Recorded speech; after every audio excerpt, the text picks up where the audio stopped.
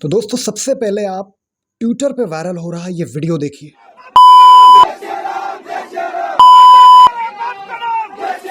Video आपने जो देखा इसमें नारे लगाए जा रहे हैं वही गुस्ताखाना नारे जो पिछले कुछ दिनों पहले बिहार में लगाए जा रहे थे, मध्य प्रदेश में लगाए जा रहे थे। हुजूर सल्लल्लाहु अलैहि वसल्लम की शान में गुस्ताखी भरे नारे लगाए गए और ये पूरा का पूरा गुस्ताखाना जो माजरा आज हुआ ये राजस्थान का है। अब राजस्थान जहाँ पे कांग्रेस का राज है, इसके साथ साथ अभी आपने देखा पिछले एक हफ्ते से इकबाल की हत्या का पूरा मामला सोशल मीडिया पे देखने मिल रहा है हमें कि इकबाल का जो मॉब लिंचिंग का केस हुआ उसके बाद में उसकी हत्या करने वालों के समर्थन में लोग उतर जाते हैं, जबकि कांग्रेस का राज है वहाँ पे। और इसी राजस्थान में अब हुजूर सल्लल्लाहु अलैहि वसल्लम की शान में भी गुस्ताखी हो गई है। राजस्थान के भिलवाड़ा का ये वीडियो था। इस वक्त हमारे साथ है नईम भारतीय सर। तो सबसे पहले सर, ये पैगंबर मोहम्मद सल्लल्लाहु अलैहि वसल्लम रहम दिल बिल, ये किताब जो है मोहम्मद यूसुफ उमर अंसारी, ये इसके लेखक है यूसुफ उमर अंसारी साहब। तो ये किताब हमारी तरफ से आपके लिए। बहुत बहुत शुक्रिया आपका। तो इस किताब में साफ साफ तौर से बताया गया है कि किस तरीके से सोशल मीडिया के माध्यम से गुस्ताखियाँ की जाती है, नफ़रतें फैलाई जाती है।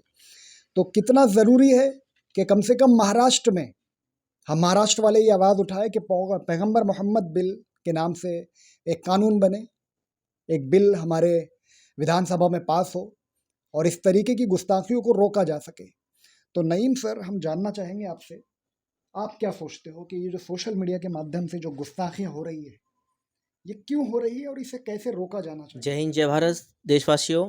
आज मेरे बीच अलाराम चैनल्स के माध्यम से कासिफ भाई आए हैं और बहुत ही ये ज्वलनशील मुद्दा है देश के अंदर।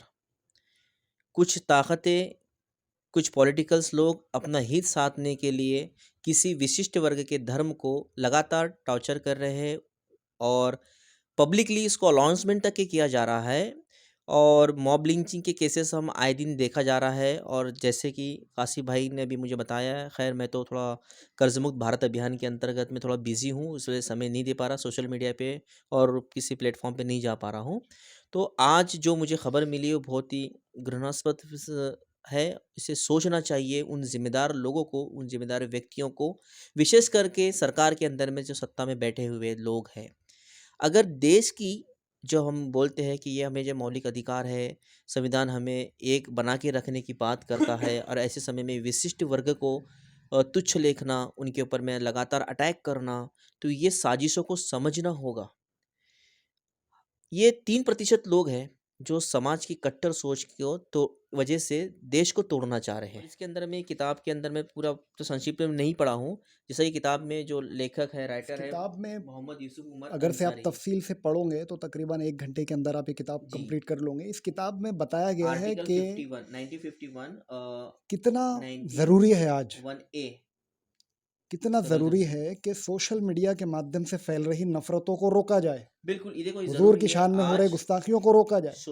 सोशल मीडिया के माध्यम से जिस तरीके से जो नफ़रतें फैलाई जा रही है एक कौम के या एक धर्म के विशिष्ट वर्ग तब में, तो ये क्या हो रही है, सरकार ये दिखाना चाहती है एक विशिष्ट लॉबी को खुश करने के लिए एक विशिष्ट वर्ग को या विशिष्ट धर्म को बदनाम करना, उन पे साजिशें रचना, उन पे षड्यंत्र रचना, ये इसके हम बिल्कुल खिलाफ हैं। और जो सरकार अब ये राजस्थान के अंदर में कांग्रेस की सरकार है, तो ये क्या एक धार्मिक षड्यंत्र रच के आने वाले इलेक्शन के लिए एक बिगुल फूंक रही है, तो ये गलत है। इससे पहले भी बाबरी मस्जिद के विवाद को भी बढ़ावा इन्होंने ही दिया था।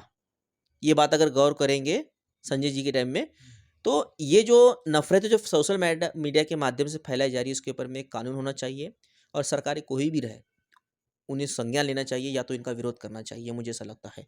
और जब कांग्रेस की सरकार है, ये तो बार बार कहते हैं कि हम मुस्लिम पक्ष के हैं, मुस्लिम की इन्होंने एक छवि बना के रखी है विशिष्ट वर्ग की, और कांग्रेस इस तरीके से कर रही है तो राहुल गांधी जी को उसके पास संज्ञान लेना चाहिए। गहलोत सरकार क्या कर रही है वहाँ पे, सोचना चाहिए उन्हें वहाँ पे। और बाकी मैं दिगर पार्टी की बात अगर करता हूँ, तो वो पार्टी भी लगातार 2014 से मॉब लिंचिंग और इलेक्शन के सामने नए नए हथकंडे यूज़ करके धर्म को टारगेट करना ये उचित नहीं है, ये गंदी राजनीति है। राजा को राज धर्म का पालन करना चाहिए, ये अटल बिहारी जी वाजपेयी के मैसेज दिया था एक विशिष्ट वर्ग को, मैं नाम लेना नहीं चाहता हूँ, वो समझ जाएँगे आपके चैनल के माध्यम से। और इसके ऊपर में अगर किसी भी धर्म की अवहेलना करे, तुच्छा करे, तो उसपे एक कानून भी पारित होना चाहिए। जिस तरीके से संसद में नए-नए कानूनों को बढ़ावा दिया जा रहा है, नए-नए कानून बनाए जा रहे हैं, तो एक धर्म के ऊपर किसी भी प्रकार की टिप्पणी ना हो, उसे लेके भी संज्ञान में लेके एक कानून बनाना चाहिए, मेरा ऐसा वादा है। ऐसा कानून सिर्फ किताबें लोगों तक पहुंचाने से तो बनेगा नहीं। हर एक मुसलमान का कितना फर्ज बनता है कि इस कानून को बनाने के लिए आवाज़ उठाए। धर्म की तो बात ऐसी है कि आज भी मुसलमान सोया हुआ है, वो जागा नहीं है।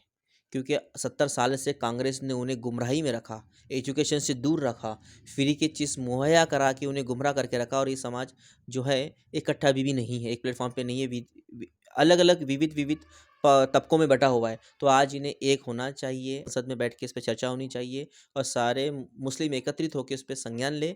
और इस तरीके से मॉब लिंचिंग से होना कुछ नहीं है, सरकारों का फ़ायदा होगा। एक विशिष्ट दोनों धर्म के बीच में इसका फ़साद निर्माण होगा, विष निर्माण होगा और देश को टूटेगा। अरे आंतरिक देश टूट रहा है, ये धार्मिक लड़ाइयों की वजह से। तो एक कम्युनिटी जो जिस पे आघात हो रहा है उस कम्युनिटी को, और जो आघात कर रही है उस कम्युनिटी को, दोनों को ज़िम्मेदारी लेनी होगी। और विशेष करके मुस्लिम समुदाय को सारे ये जो तुम्हारे फ़िरका फ़रस्ती उसको छोड़ के एक प्लेटफ़ॉर्म पे आके एक कानून बिल पारित करने के लिए संज्ञान लें।